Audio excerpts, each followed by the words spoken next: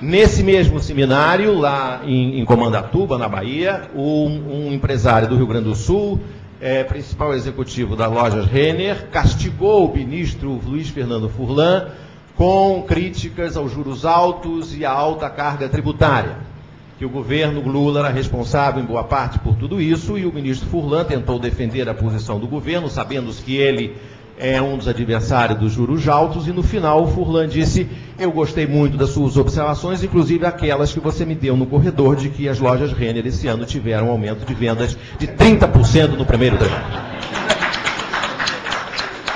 É uma situação paradoxal em que jornais e revistas em crise de receita e circulação, e como disse recentemente o professor Vanderlei Guilherme na Carta Capital, o Brasil e disse agora, é uma das poucas democracias do mundo em que jornais têm tanta importância. Eu não sei explicar por que os jornais no Brasil têm tanta importância. Vou tentar dar algumas explicações aqui. Talvez porque o jornalismo de TV tenha sido historicamente no Brasil irrelevante. Talvez porque a empresa de TV líder tenha, estou falando da Rede Globo, tenha por tanto tempo a hegemonia que tem e não estimulou até pouco tempo atrás a competição, e isso não estimulou até pouco tempo atrás competição também no jornalismo. Por falar em hegemonia da Globo, a professora Ivana já me ouviu falar sobre isso recentemente num outro seminário aqui no Rio, na Casa Rui Barbosa, na presença do ministro Gilberto Gil. Por falar em hegemonia da Globo, eu vou citar dados do senhor Otávio Floresbal, presidente da Rede Globo. A Rede Globo tem 50% da audiência. Com 50% da audiência, ela tem 70% da receita publicitária.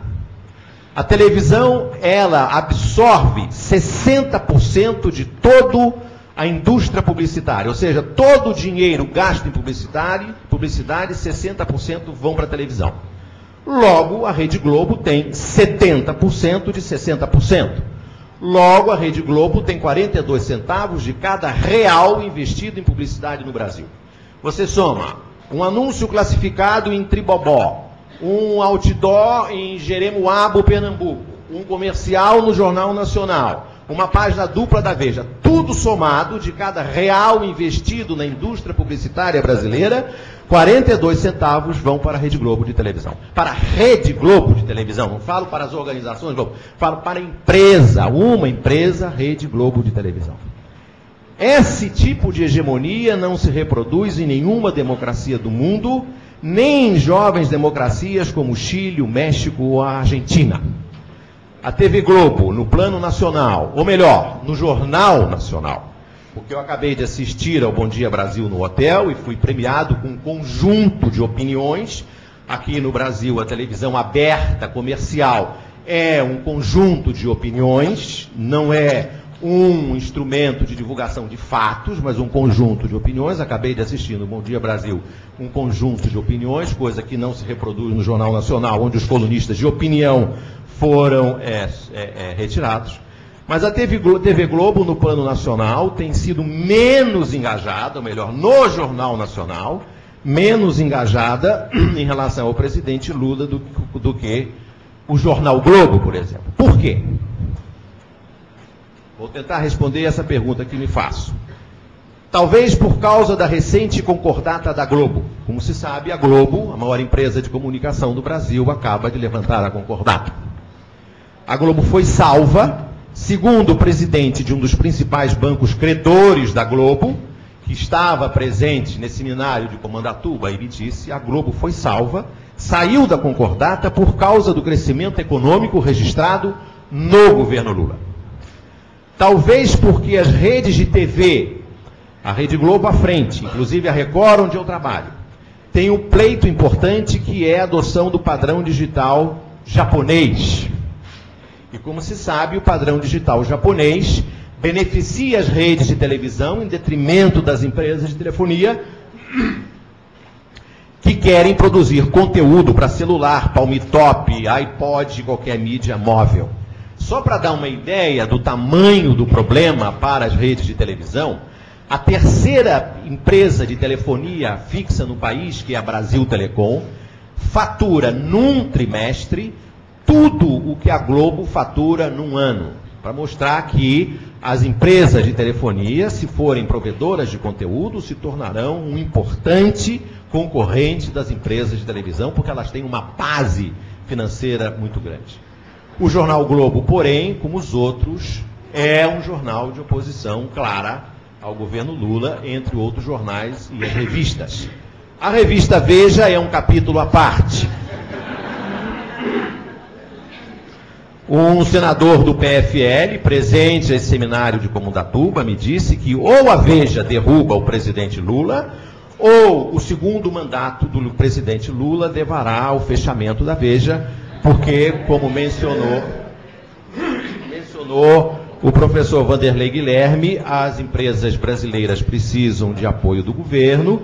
A Veja é uma situação particularmente frágil, uma vez que ela perdeu um importante contrato de fornecimento de livros didáticos no Ministério da Educação. Os jornais brasileiros sempre foram contra os presidentes trabalhistas. Foram contra Getúlio, foram contra JK, que se elegeu numa coligação com o trabalhismo, contra Jango e contra Brizola, quando governou o Rio e sempre que se candidatou à presidência da República. Porém, o Getúlio ajudou Samuel Weiner a fundar a Última Hora. O JK ajudou o Adolfo Bloch a fundar a Manchete. E o Brizola e o Banerjee pagaram a folha e o 13º salário da Manchete, e eu sei disso porque eu trabalhava lá e sei que o Brizola pagava o meu salário. O Brizola tentou fazer da Rádio Marinque Veiga uma base de apoio para o governo dele no estado do Rio de Janeiro. Poucos políticos brasileiros, talvez só o Brizola, poucos políticos brasileiros sofreram tanto na mão da imprensa, especialmente da Globo, quanto o presidente Lula. Na TV Globo, além do célebre episódio da edição do Jornal Nacional no dia seguinte ao debate com Collor, na véspera da eleição do segundo turno, em 89, na Globo não podia ter o que se chama de sobe-som do Lula, nem do Brizola. Ou seja, só podia ter a imagem do Lula, não podia ter o áudio do Lula falando. Então, uma reportagem sobre um comício do Lula tinha imagens do comício, a narração do repórter em off, e em nenhum momento aparecia o Lula falando. Ou seja, se o Lula falasse em Swahili, o brasileiro só saberia que ele falava em Swahili no horário eleitoral gratuito, porque na TV Globo não era possível saber que o presidente Lula aprendeu a falar em Swahili. Apesar disso, na campanha de 2002, no programa Roda Viva, na TV Cultura em São Paulo, o candidato Lula disse que a imprensa no Brasil, abre aspas, é livre, fecha aspas. Como disse a professora Marilena Chauí, na revista Caros Amigos, a respeito disso, disse ela, livre de quê? Na campanha, no mesmo Roda Viva, me permito citá-lo nominalmente, ministro Zé Dirceu, no mesmo programa Roda Viva, o então deputado José Dirceu, presidente do PT, disse que a Globo era como a Varig. Se precisasse, o governo tinha que dar dinheiro. Exatamente o oposto do que a ministra Dilma Rousseff diz hoje em relação à Varig.